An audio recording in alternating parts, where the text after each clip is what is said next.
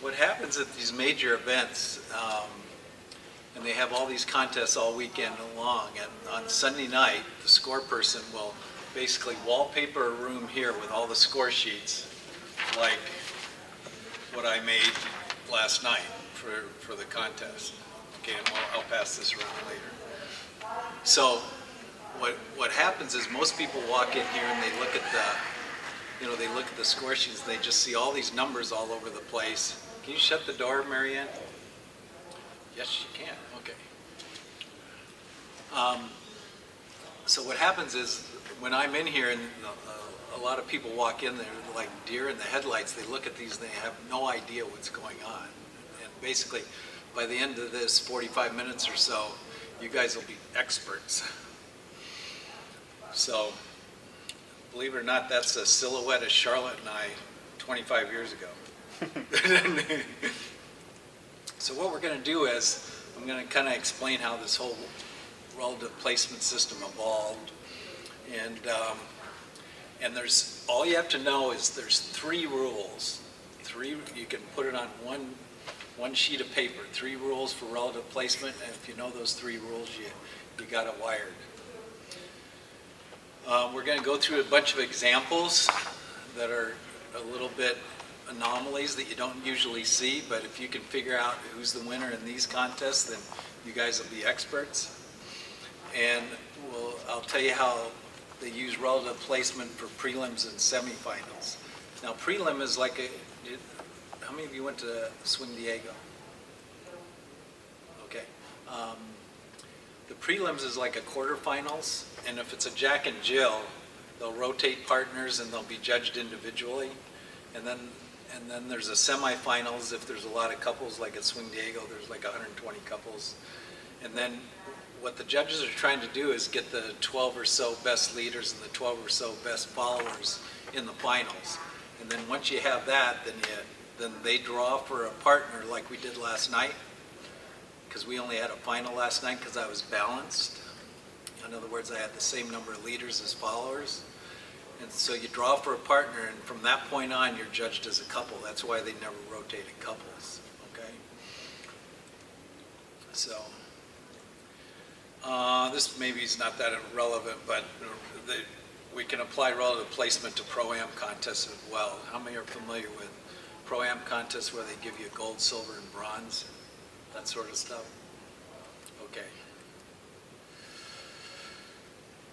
Okay, since this is a dance contest, it's not like running the 100-meter dash where the first guy to the finish line wins. It's everybody has a different opinion, and that's why it's kind of, it's tough to get a scoring system that really works. So the way this whole thing evolved, back when they first started doing these contests, they would get a bunch of judges and they'd give everybody raw scores. It might be 1 to 10 or like 70 to 90 or something like that. And they'd just add up those raw scores across. And what would happen is whoever had the highest number of points won, okay? But then what happened was is they found out one judge would give like his first place couple 99, and he'd give his second place couple 50, and then everybody below that. So basically he had this great big gap at the top, so he basically picked the winner. He basically had more, he basically picked the winner. So he figured, this isn't working that well, because if you have judges that, are biased, that's what's going to happen. So they go, okay, we got a great idea. Here's what we're going to do. We're going to throw out the high and low score, okay? So that's what they did for a while. But the problem that happened with that, you might have your totally best judge who only judges in the range from maybe 70 to 80 or 60 to 80, and everybody else is judging from 75 to 100 or something like that. So what happens is all the time his scores were being thrown out, even though he was your best judge, okay? So that method didn't work. And so the relative placement method started in the swing world back in the 80s in Texas. They were the first one to use it, and this guy wrote a Fortran program to be able to do it quickly, okay? But I'm going to show you here how we can do it by hand.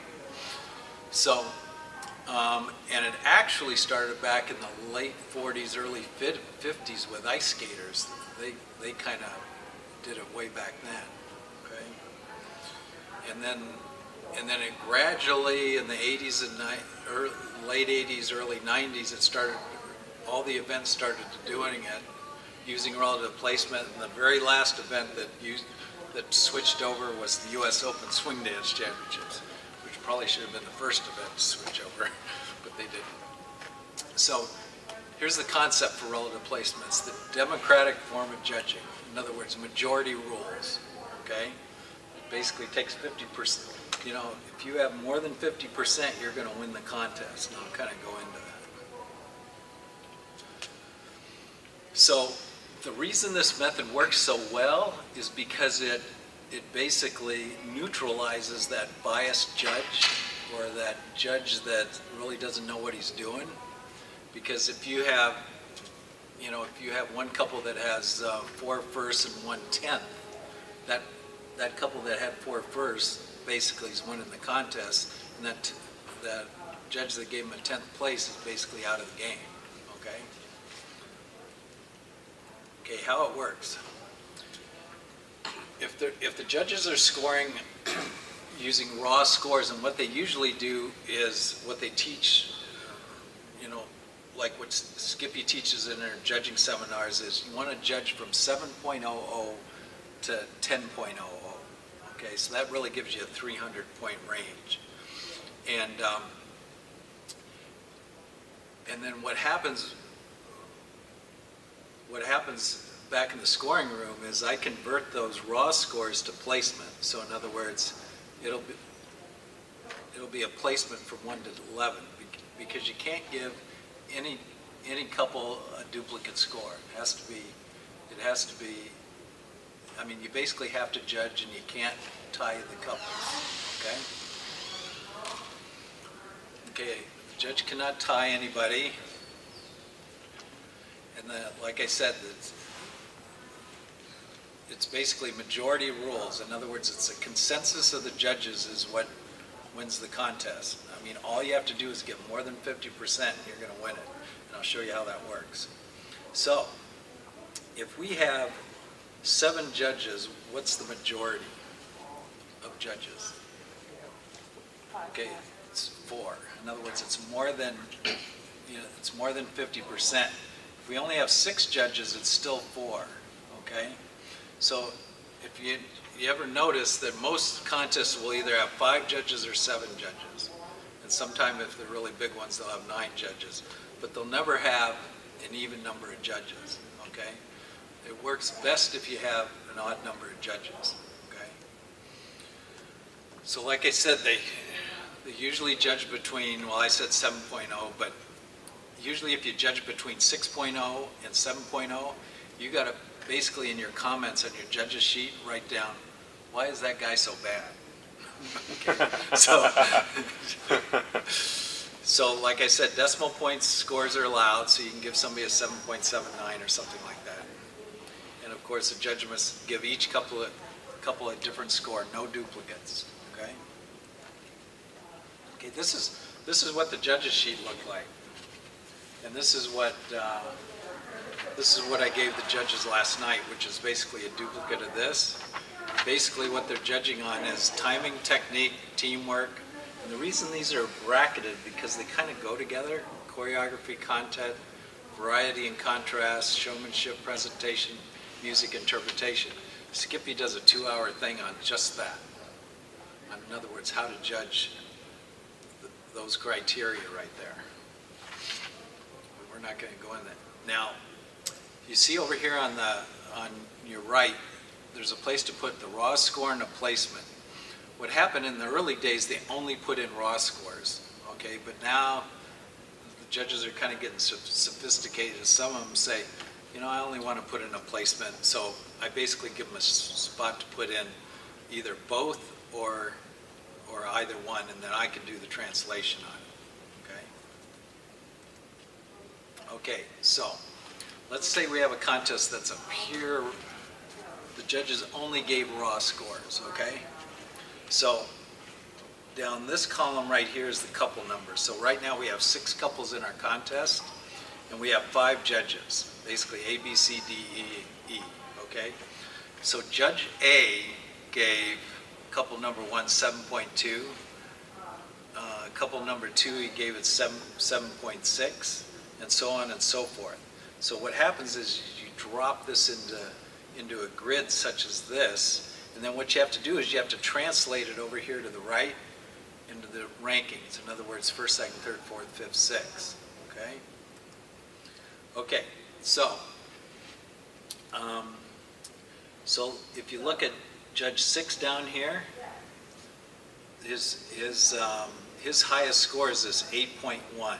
Okay? His second highest is the 8.0. His third highest is the 7.7. And then 7.6 is his next. 7.4 here, and 7.2 is his lowest score. So basically you translate these columns into these placements over here, okay? So that's what I did real quick there. Okay, now, so your next question is, golly, that's a lot of work to translate those raw scores. You know, why don't you just have the judges do placements? Which they do sometimes, okay? But here's the problem. I don't know, when you're watching a dance contest out there and there's maybe only 5 or 6, 7 couples, it's easy to go, okay, they're in first, they're in second, no, they're not so good. It's easy to get them in first, second, 1 to 5 or 1 to 6. If you have like 15 or 20 couples out there, that's when it gets tough, especially if they're spotlighting them, because now couple number 2 is danced. You'll remember couple number 1 because they're the first one out. Couple number 2 danced, and now you're looking at couple number 15, and let me tell you, you do not remember couple number 2 whatsoever, okay? So what you do, the reason we use raw scores, especially for a high number of couples, is that what you do is that first number you give them, that 7, 8, or 9, are they in the top third, middle third, or the top, okay? So now what you do is you take that 15 couple or 16 couple contest and you divide it into maybe to 3 little packets. So now it's back to looking at them as just maybe 5 couples, and you put those couples in the right order, okay? Because it's usually easy to figure out, okay, they're going to be at the top of the game. This couple here is probably going to be at the bottom of the game, so you kind of split it up that way with that first number. That's 7, 8, or 9, okay? And then the decimal point is where you place it within that 7, 8, or 9, okay? Okay, if you don't get anything out of this seminar, this is the slide you want to know, okay? Because this is the 3 rules, okay? If you know these 3 little rules, you know everything there is about relative placement, okay? So the first rule is you place them, a majority of judges places a couple. So in other words, we looked at 7 judges. In other words, 4 judges place them, okay? And I'll go over that as it goes on. Okay, now if you have Rule 1 ties, Rule 1 ties are broken by adding the Rule 1 placements of the tied couples. And what that means is if somebody has 2 firsts and 2 seconds, you add 1 plus 1 plus 2 plus 2 is 6, okay? And we'll go over that with some of the examples. And then this relatively new rule is if you have an absolute tie, meaning 2 couples have 2 firsts, 2 seconds, and a third, what you do is you rescore the contest as if it was a 2-couple contest. And I'll show you how that works in the examples here. Okay, so here's our first case. So what I've done here is we got our couples down the left here, we got our judges across the top here, and I've already translated into first, second, third, fourth, fifth, sixth, okay? And you see over here, see how it goes 1-1, 1-2, 1-3, 1-4, and so on? What that means is, tell me how many firsts this couple has. That's in the 1-11. In this column, tell me how many firsts and seconds there are. In other words, not adding them up, but just counting them. okay? And then the next column here is 1-3, how many first, seconds, and thirds they have, okay? So if we go down here, and we're going down just the ones here, this couple number 1 has no first, right? Couple number 2 has no first, couple number 3 has no first, couple number 4 has one first, okay? Couple number 5 has one first, and couple number 6 has 3 first. Okay, what's the majority of 5 judges? 3. 3, okay, so that means he's got 3, basically 3 judges thinks he's in first, okay? So it doesn't matter what these other 2 judges thought, that guy wins the contest, okay? Majority rules, okay? So now we do the next thing down this side. How many firsts and seconds do we have here? 0. 1, right? 1 again. 3. Okay, we got 3 there, and we got 1 there. Okay, so now who's in second? Number 4. Number 4, okay. So once they hit that majority, okay, that's when they get placed, okay? Okay, so now we go 1s to 3s. Couple number 1 has none. Couple number 2 has 2. Couple number 3 has 5. Couple number 4 has 1. Oh, that's so Okay, weird. couple number 3s and so now we go 1s to 4s. 0, 5 there, and 1s to 4s, only 2 there.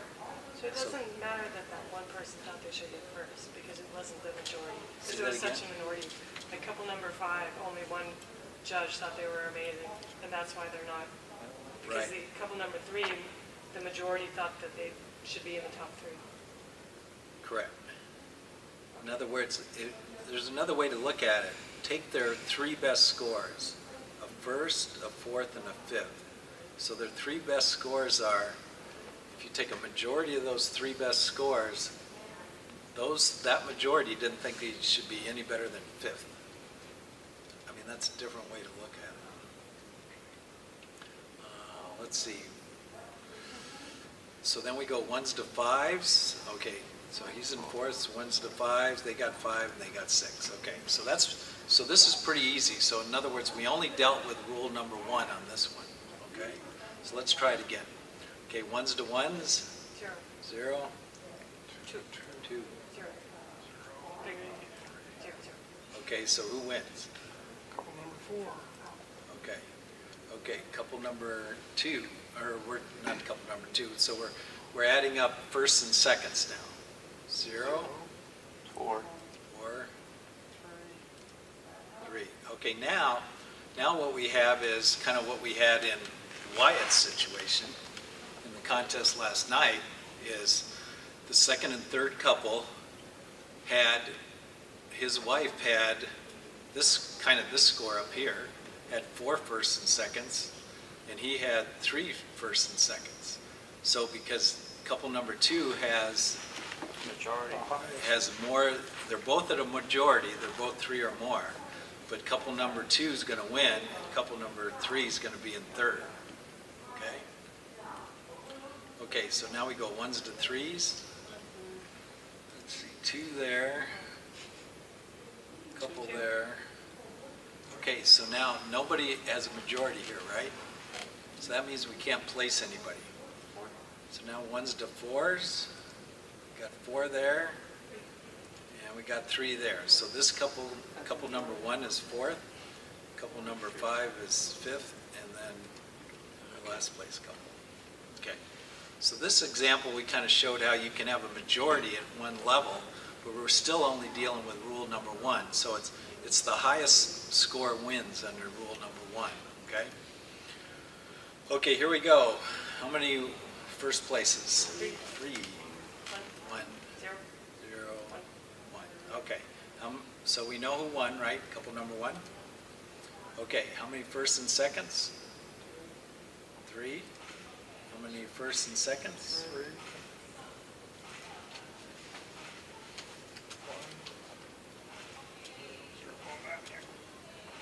1. So we get, you what? I thought you were buzzing like your phone was ringing. It's like, Okay, so so both of them have 3, so now, let's see, go down here, how many firsts and seconds? 1, and none and none. Okay, now they both have a majority, right? So now we have to go to rule number 2. Now what was rule number 2? Rule number 2 is, if rule number 1 ties, if you're tied at rule number 1, rule number 1 ties are broken by adding the ordinals, meaning adding the placements of the tied couples, okay? So now, if we add these, we go 2 plus 2 plus 1 is what? 5. And so if you're doing this by hand, what you do is you put a little 5 there, in brackets, okay? Sorry, could you say that again? I totally lost. Okay, so if you have a tie at rule number 1, which we're just counting the placements. And you only count the ones and the twos. Correct, and we're only counting the ones and the twos. Got it. Because that's the column you're working with at the moment. Correct, right, okay.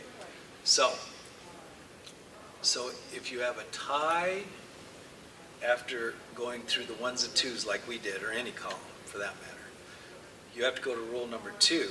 Now, rule number 2 is you add up what you counted, Right. okay? So that's why we went 2 plus 2 plus 1 is 5. And then you put that in a little bracket on the side. So over here it goes 2 plus 2 plus 2 is 6. Now, rule number 1, high score wins. So Rule number 2 is low score wins, Right. okay? Because it's kind of, you can see he got 1 first and 2 seconds, and this one got 3 seconds. Okay, so that means Yep. couple number 2 is second, and couple number 3 is third, okay? Okay, so let's go 1s to 3s. We got 3 there, we got 3 there. Now we got the same thing again here. Okay, so it's 3 plus 3 plus 7. 3 plus 3 plus 3 is 9. So they're low. Rule number 2 is lower than, couple 4 is lower than couple 5, so they get 4th. This one gets 5th, and these guys get 6th. So now we've done an example with rule 1 and rule 2, okay? So let's kind of keep going here. Okay. How many first? 3. 3, 1, 1. Okay, so they're the winners, right? Yep. Okay, how many firsts and seconds? 3. 3, firsts and seconds, 3. Okay, so let's do the same thing here. Now, we're on rule 2, right? So 1 plus 2 plus 2 is what? 5. 1 plus 2 plus 2 is what? 5. Okay, so now we have a tie here, right? So we can't figure out who's in first and second, or second and third. Okay, so now let's go to so now we go back to rule 1 on column 1 to 3, okay? So how many first, seconds, and thirds do we have here? 3, 3, 1, 2, 3, 4, and 1 down here. Okay, now who's in second? Are you saying couple number 4 is in second? Okay, that's kind of the trick question. You said it a good, nice way. Usually somebody will blurt out and say, couple number 4. But you said it like, that can't be right. I like the way you said that. So here's the thing is, once you hit your majority, you've basically bought your placement, okay? So since these guys hit the majority at 1s to 2s, they own second and third. Okay. We don't know what place they're in second and third, but they get second and third, No matter what. no matter what, Okay. okay? So this guy gets 4th. Yep. Okay. Okay, so that was a good way you said that. That's the best answer so far. Usually it's always couple 4. Okay, so then we go okay, so now we have to do the same thing. We have to go to rule number 2 Yep. on 1s to 3s here. And of Same, course, exactly the same. and of course it's going to be exactly the same. Okay, so now we go rule number 1, 1s to 4s. Okay, we got 3, 3, We got 4, 4, 4, and 1, 4. and 2 there. Oh, Okay, 3, 4, yeah. so is couple number 5 in second? No. Okay, so they're in fifth. Okay, so we do the same thing here. We go to rule number 2, which is going to be the same again. Okay, now we go 1s to 5s, rule 1. 5, 4. So we finally figured out who's second. So there's second, they're third, and there's sixth. By rights, couple number 6 was sixth. A long And then time ago. you worked that out anyway, but yeah. See, the couple. Is there any chance of it crashing up against the 6th judge? Say that again? I guess that's why you have the odd number of judges, Yeah, right? So you don't end up, yeah, okay. Okay, let's try another one. Don't worry, they get even more interesting now. Okay, how many first? 2. 2, 2, 1. We don't know who's in first. First and seconds. 1, 2, 3, 2. First, seconds, 2, 2, 1, 0. Okay, so we know who's in first. Okay, first, seconds, and thirds.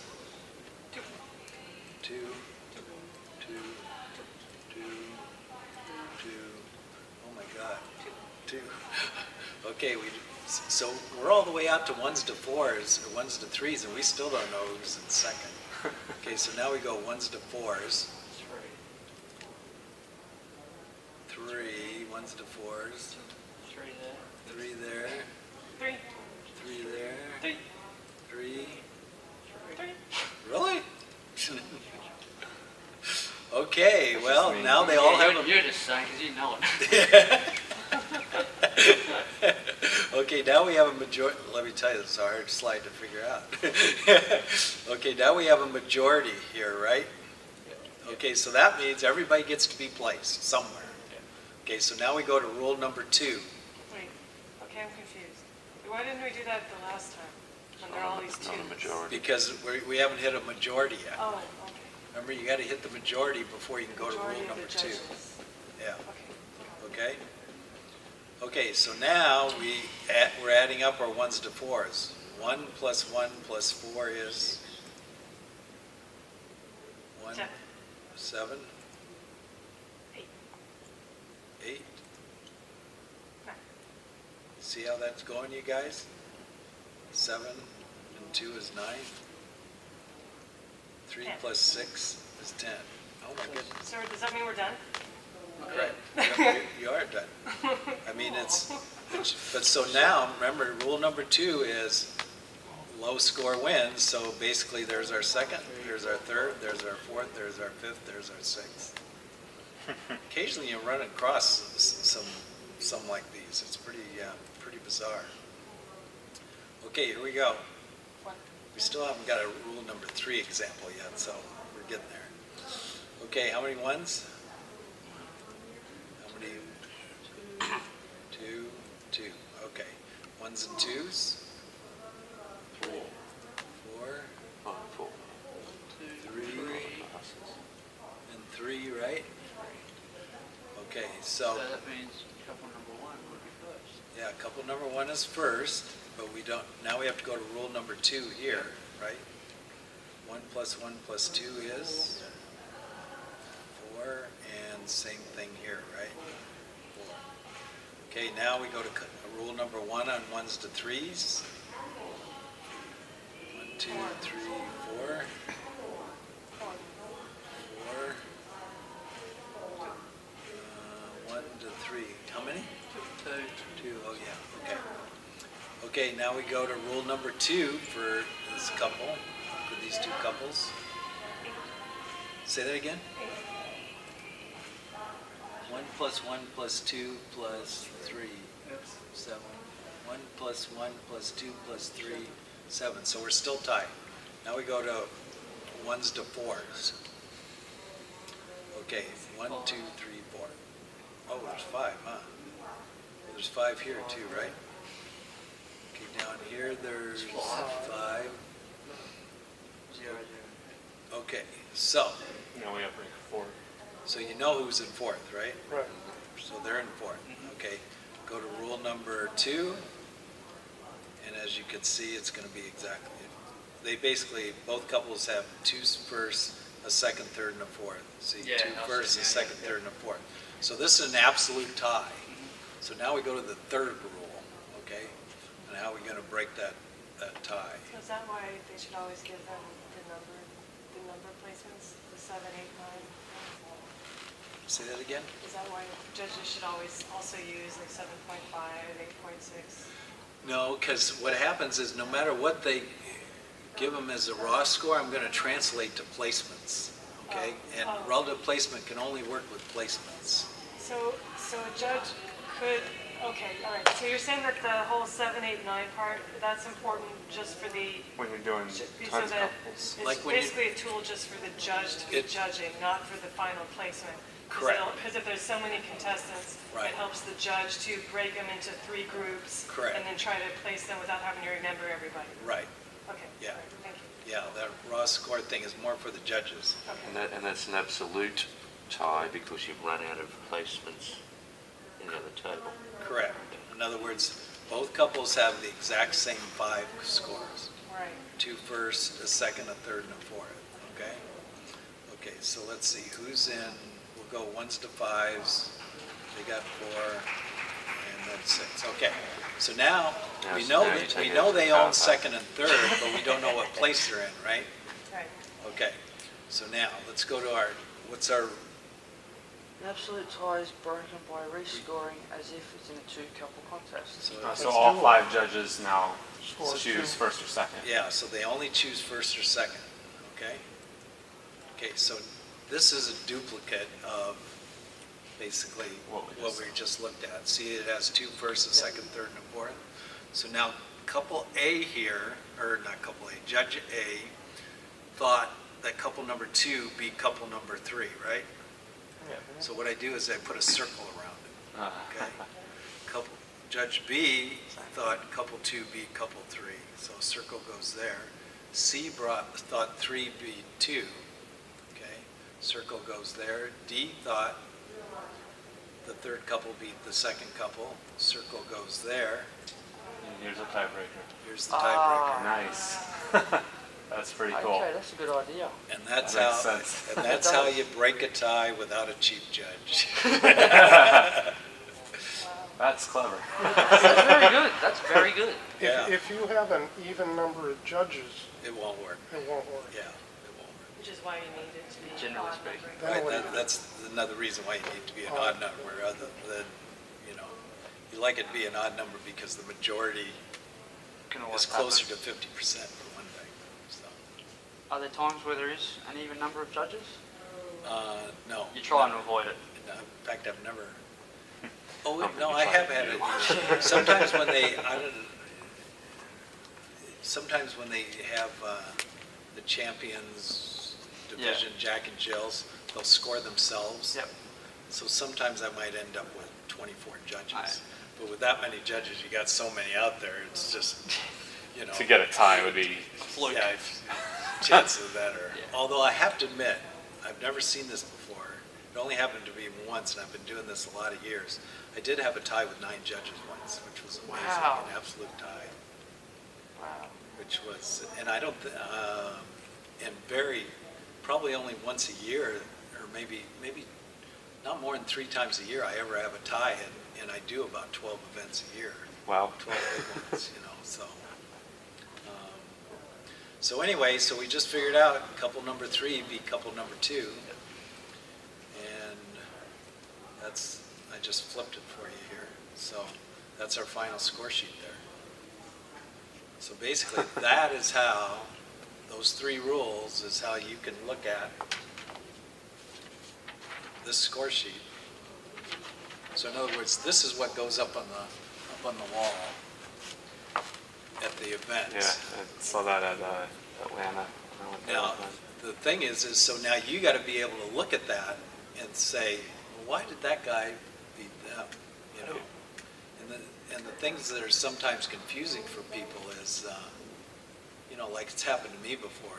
I was in a big contest, Jack and Jill in Chicago, and I got 3 firsts, and my next best, and there was 7 judges I got 3 firsts, and my next best score was a 6th. And so I was out of the money because I never got to play the game till you got to 1s to 6. See, even though I had 3 firsts, I didn't get to play the game. And so You needed 4, I needed 4. So you only got 3. so the way you have to look at it is there's 4 judges that didn't think I was any better than 6th or better. So that was basically the majority. So it kind of makes sense if you look at it the opposite way, but it doesn't make it feel much better. Right. Guess who gave me the 6th? Skippy. I wasn't going to say it. Seriously? Yeah, she seriously did. Wow. But that's okay.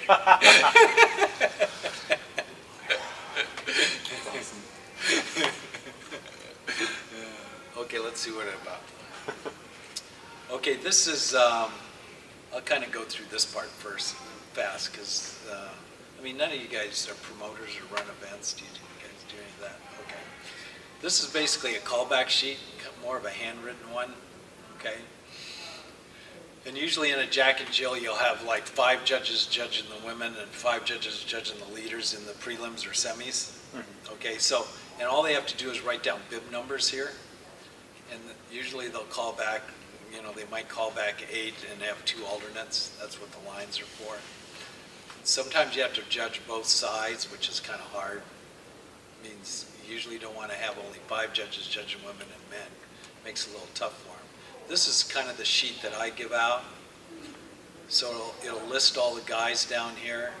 If a couple guys are dancing twice because we have odd numbers in Jack and Jill's, I mean, do you guys, am I saying anything you guys don't understand? I mean, okay.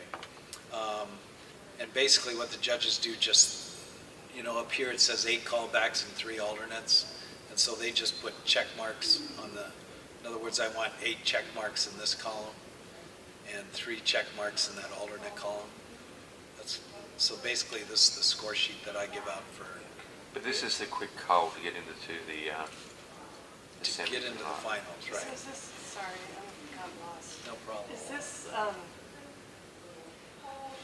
you saying if this was prelims or semis, you just ask the judge to check the total number of callbacks that you want? Yeah, And in put other the words, remainder ones on callback? say that again? Sorry, wait, I did that wrong. So you have a judge check like the 10 that they want to see again. Right. And the 3 that would be alternates. Right. And that's what each judge does, and they submit that. Right. And from that, so it's not really, they're not compared to each other, you just get, that's how you get your 10 callbacks. It's from the majority of how many people had a Right. callback checked on the judges. Right, so my next slide is going to show you how to score that type of contest using relative placement. Okay. But basically, that's the concept. Because the judges don't have time to like sift through 50 couples or 50 people that are out there, you know, because there's a whole bunch of heats or whatever. So they're just trying to pick out, you know, sometimes it's 12 and 5 or 10 and 5 or depending on how many are in the contest. So if the judge has 2 heats, Yeah, and they know they need to have, they're just trying to keep them all in their mind and choose 10 people to call back. right, and they don't have to put, say if it's 10 and 5 or 10 and 3, they don't have to take 5 out of the first heat and 5 out of the second heat. They can take all 10 out of the second heat if they want. And they have to, so if I was a judge, because there's no way I'm going to remember everybody. I just try to like zoom in on the ones that I think I would really like to see again and mark those off. But Right. sometimes they do Exactly. something like my ballroom instructor was telling me, like in ballroom, first thing they look at your timing, you haven't got your timing, you're out, they don't bother looking again. So they make it easy for themselves. So you can also like click quickly know who you wouldn't want to call back. And they go on the alternate. Oh, yeah, I mean, usually, you know, if they look at somebody, they can figure it out in 6 beats, they'll go no. They'll just put no. No. Well, So what if, sorry, well, what if they end up with like, so say that there's 20 and they need to call back 10, but they looked around the room and by the time it's done, they only wanted to call back 5. Then the chief judge walks around and says, "Are you ready?" That's what, he says, "Are you ready?" to the judge, and if the judge is going, "I don't know," the chief judge will play another song. So they have to check 10. They If gotta there was check 10 10. in the finals, they have Right. to check 10 Yeah, callbacks. yeah, because you have to check 10s, or relative placement on this callback system won't work. All the judges have to check the same number of people, okay? So does it ever happen where a judge can't remember and they're like, oh, well, I need 3 more, so I'll just pick 3 more to call back and I have no idea who they are? Well, so they got notes. Well, they don't really have time to run notes, but I'll tell you what the normal situation is, like what you just said. See how I have these two marked here? In other words, these 2 guys, in other words, I had two more women than I had guys, okay? So 2 guys had to dance twice. Right. So what they usually do is they'll check Ben here. They'll check Ben here at 9:54, and then they'll go down here and check him here in the second heat. Okay? That's why I have them highlighted, so they won't check them twice. Right. So usually Right. that is the mistake they'll make. Right. So now they're out there judging another contest, and after that's over, I pull them back into the scoring room and say, "Hey, you picked Ben twice, I need 1 more," and they go, "Frick if I know."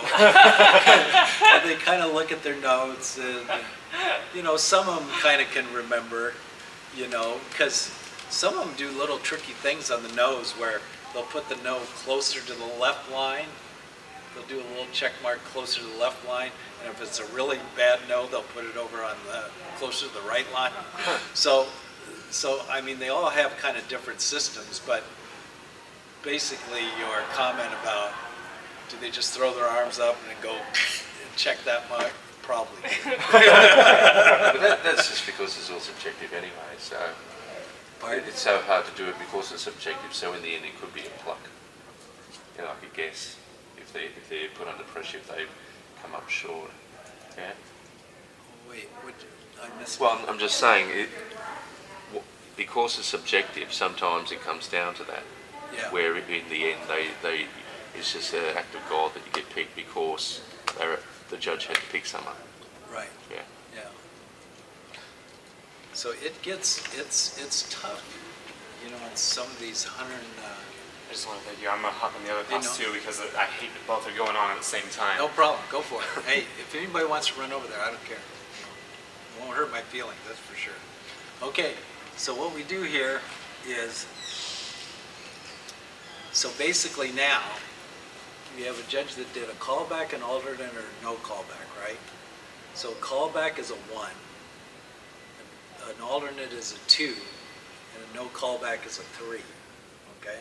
So you could scan around the room and be like, no, yes, and then you have a bunch of remaining maybes. That could be something a judge might do. Well, if it's like 10 and 4, like on this callback sheet here, they got to give me 10 callbacks and 4 alternates, even if they have 8 sitting there. You got to Right. You got to check off 4. I guess I'm just imagining if I was judging, that really helps to have in my mind that I can say yes, no, or maybe, and then figure out and get the right number done at the end. But then I know which ones are no, won't even consider, Yeah. which ones are definite, Yeah. and then mess around with the maybes to make sure I have 10. Probably all that happens. Yeah, every judge has kind of their method on how they do this. It's all different.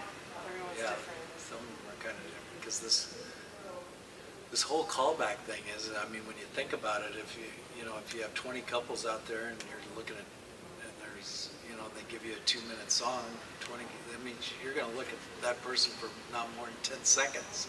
Right. You got to figure it out, Right. So anyway, back to kind of how you score this thing, is each couple's going to either have a 1, 2, or a 3, meaning a callback, no alternate, or no callback. And you do the same thing. So in other words, across the top here, couple 1s through to 3 all had callbacks, or a leader all had those callbacks. So see how I have 1 to 1 here? So basically I put 5 there. And when I come out here to rank it, I want to know where the bottom is. I know they all tied for first, but I want to know how many tied for first. Okay? So that's why I put the number 3 out here. Because basically I'm going to draw a line somewhere along here, and the people above that line are the ones that are going to dance in the finals. Okay? So I want to know what the bottom is. Okay? Do you sort of follow that? Okay. So couple number 1, 2, and 3 all tied for first, right? So on a normal score sheet, I would put first for him, and first for him, right? You know, that would make more sense because they all tied for first. Because they all got callbacks, right? Okay, but the problem is I don't know how many of them tied for first. And so that's Oh, what, you're telling yourself how many tied for first in that column? right, in that column. Oh, See, I want to know what the bottom, I want to know how many are above there. 3 of them tied for first. Right, That's what that tells you. yeah. So now we go to all of these couples down to here, 4 through 9, all got, or wait, 4 through, 4 callbacks. yeah, Yeah, 4 through 9. oh shoot, I got the score sheet wrong. Good catch, you guys. Or did I catch it? You did. Okay, so basically, all of these got 4 first, right? Yeah. Okay, so I want to know, so I should have a 9 all the way up here. See, I shouldn't have see, because this guy, Okay, and that means, So there's I got 9 people that have 4 or less. that have 4 firsts, Yeah. correct, right. 4 so- or more firsts. 9 people Now, have it's 4 not or 9 more people, firsts. it's, 9 couples have 4 or more firsts. no, see, I'm not explaining this very well. Okay, it's 1, 2, 3, 4, 5, 6 couples have 4 firsts.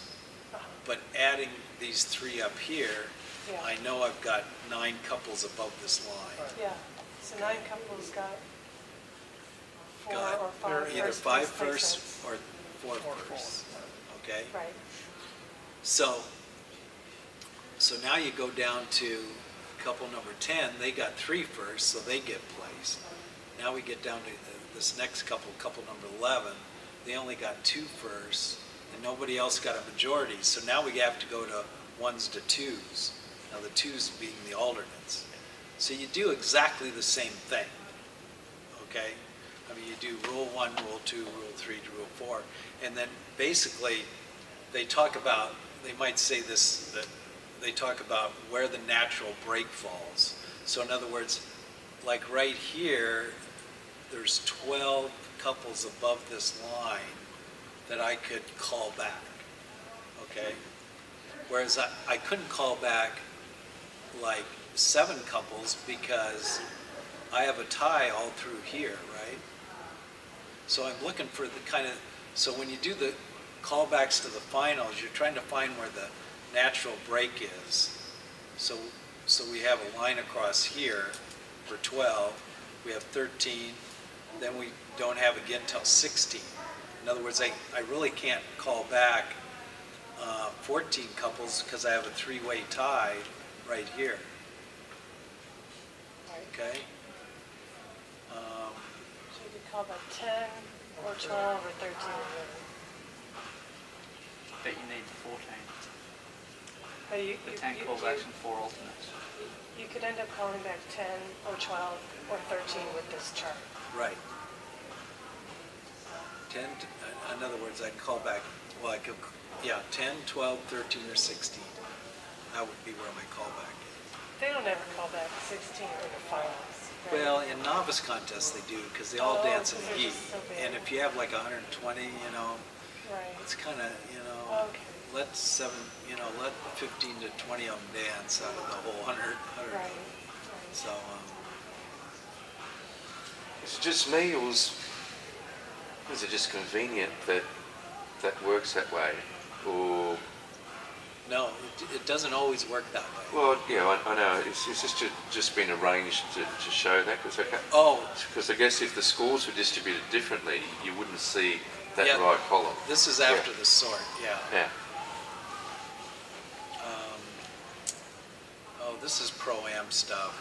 This is a judging sheet for pro-am contests where they give gold with honors, gold, silver, bronze, honorable mention. Isn't that just in countries where you get those gold? And Yeah, silver that's bronze? pretty much, they do that in country. But you can apply it relative placement to it as well, where you think of gold with honors is first place, gold is second. You do the same type of thing. This couple has 3 firsts, so they're going to get gold with honors. This couple has 1, 2, 3 golds, so that he's got a majority of golds, so he's going to get a gold. So if you have a contest when you end up with 3 gold with honors, does that mean it was a 3-way tie? Not necessarily, because one gold with honors could have had five judges say that he got gold with honors, and then like this couple here, amateur 1 with pro 1, only got 3, but they both would get gold with honors. Could you say that one more time? Okay, so say couple amateur number 5 with pro number. Remember, okay, the reason this method's a little weird is that, remember, a judge can give out more than 1 gold with honors. Yeah, how does that work? Well, you guys sure you want to do this? We don't do this in swing. No, I don't need to know. What? I don't need to. You want to keep going on this? No, It's okay, yeah, I it's didn't think so. Yeah, but that, it's Oh, really wait, just. we graduated. But the difference between that though is that they're really just judging you against the standard of dance rather than other people. Right, Yeah. yeah. So, Is that you? Who is that? that's me. Well, let's see that again. Let's see that. That's me with a gal named Michelle French back in my younger days. Wow, very cool. So anyway, that's pretty much how it works. So, I mean, if you know those 3 rules, you can walk into a scoring room and figure everything out. A lot of those sheets just go to the scorer and then they're burned or something. Nobody ever sees them. Well, at the major events, they're posted for everybody to Really? see. Yeah. At the end of the weekend, they're a room like this is I'll have But aren't they all anonymous? No, they're not. They aren't, are they? Yeah, I've It's seen the this. And records, it tells so- you which judge placed you where.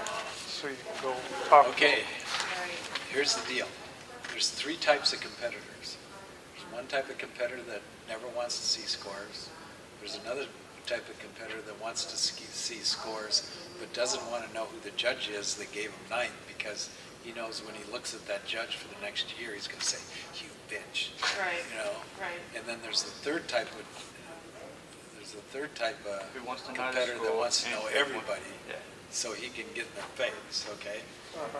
But basically, this is what I'll put up on the wall, and then Right. 10 steps Right. away will be a judge's grid. Right.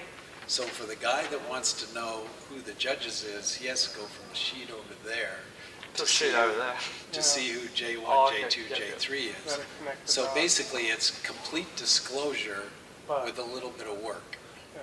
So the person that wants to see the scores but doesn't want to know who the judges are, they just walk up and look at this, you know, whereas the person that wants to see the judges, he's got to look at this, then go over to the judges grid that's on the wall and see who J1, J2, J3 is.